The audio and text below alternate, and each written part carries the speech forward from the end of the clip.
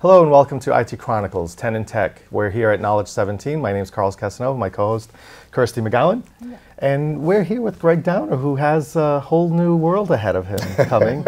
So, Greg, I know, obviously Pepperweed was, a big part of your life a few years ago. Mm-hmm. And it sounds like you guys have kind of had a little reunion and bringing the crowd back together. So yes. Tell us about your new company, the name, and what you're doing, and kind of guess why you're going back down the road again. Ajuvo, which we're very excited about. Number one, the name is a made-up word, so don't feel bad if you don't recognize it. We didn't want to find anybody for URLs or trademarks, so right. We wanted to have free space to sounds to pretty roam. sensible. Yeah, but yeah, a lot of us have been in this space a long time. Through the HP years, the BMC years, all those market leaders for a long time, and now ServiceNow, right, being what it is. We thought, after going out and doing some practitioning here and there, I spent some time, I'm like the Sybil of ITSM. Do I want to be a consultant or do I want to be a practitioner? Better than the Lizzie Borden of ITSM. True. Yeah, and so we're getting the band back together, and we are focused entirely on ServiceNow, and we hope that our differentiator is that we're the quality option, in a sea of high growth and a rapid rate of change. Hopefully, we're a sanctuary that has created a business model where we can slow that down a bit for both the people, the talent, in the space, and the customers that are trying to find their way through, an ecosystem that it's tough. It's tough right now. Well, that's the thing. I mean, I know, like even walking the floor last night in the expo, and I've got a fairly strong business background, so I look at a lot of these things, and I'm like, why is company X doing widget B? And there's 4 companies now doing widget B, and what their attraction to it is, and the ecosystem is huge. So I guess that's the thing. I mean, it's a quality quantity issue, and it sounds like you just say, let's just do the right thing for these companies and help them succeed. I mean, we've had several conversations over the years. Watching them succeed is not always, it's unfortunate. I mean, and it's depressing at times to watch these organizations struggle. So I mean, how do you see taking it to these clients and convincing them, like, hey, take a step back, slow it down, look at it, and really, focus on that value.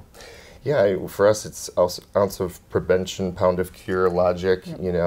Planning a lost art. Everything is so fast, and even with Agile, right?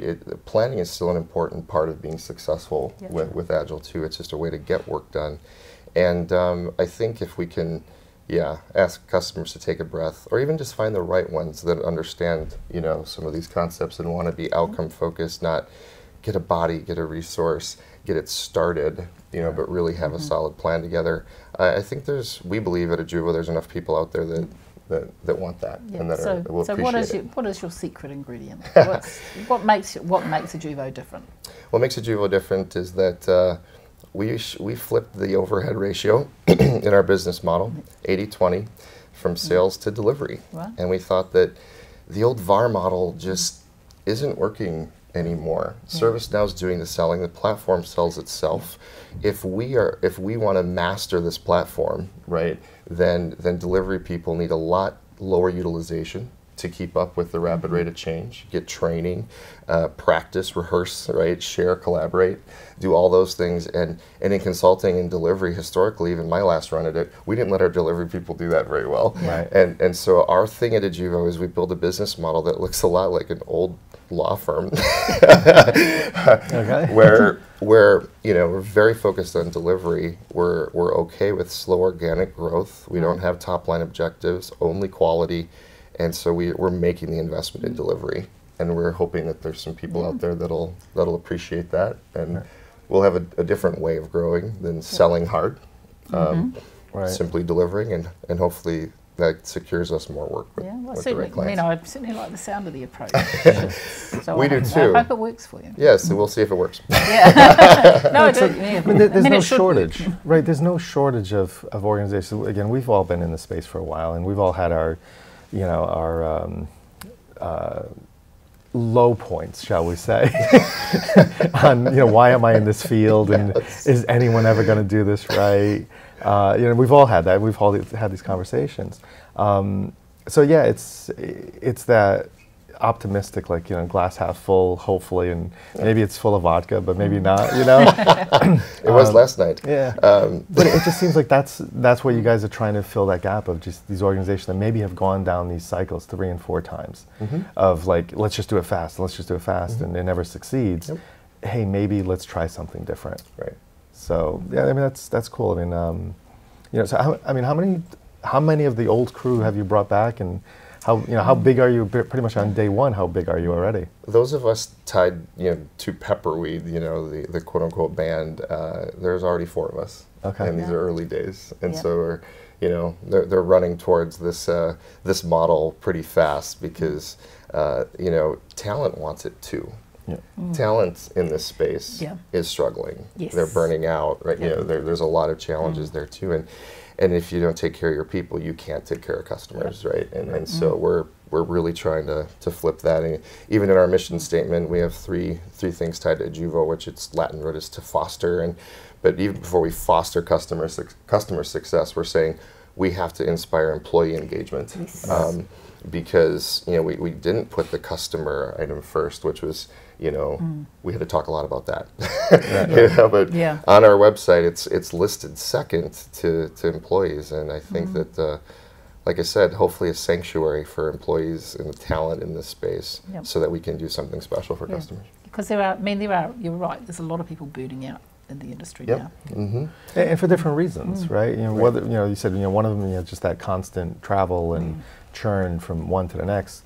The other of just like, again, sort of like I said, the sort of depression of going in and out of these organizations that have been struggling for years and don't seem like they're making a lot of progress. There's a ton of activity, but there isn't a lot of progress. Right. Or this, the cyclical, 3-4 year, let's start again. Right. We're moving, we're going to move tools because that's going to solve all our problems. And it's like, no, your problem is really with the culture and the approach that you keep taking. And if you repeat that, you're probably going to fail again. Yeah.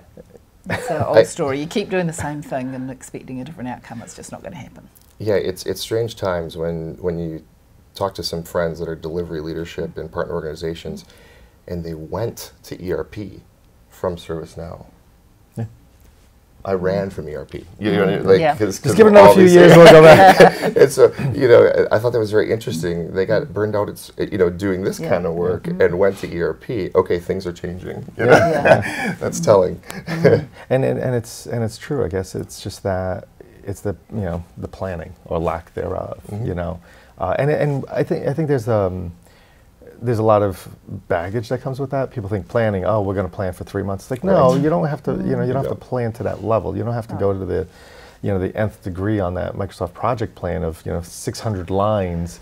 Because let's be honest, nobody ever follows it anyway. And nobody tracks it because we never commit to actually a project manager. When you do track it, it's when you go in and change the dates, the target dates. And only when you have a report coming up for the senior management, right? So that's the thing. So are you guys looking at really the full length of, hey, we'll help you design your solution through delivery, full boat?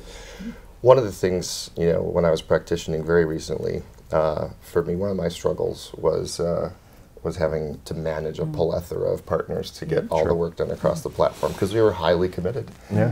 Business functions using it, right? We really got that ERP for IT Vision done and retired all of our old tools.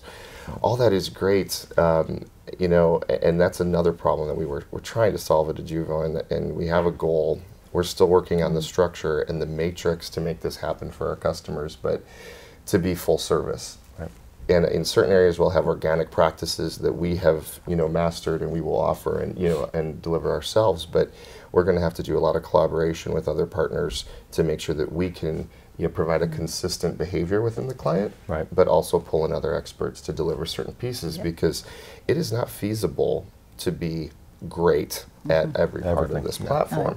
And so that's another thing we're building out fast so that we can offer that full service. Cool.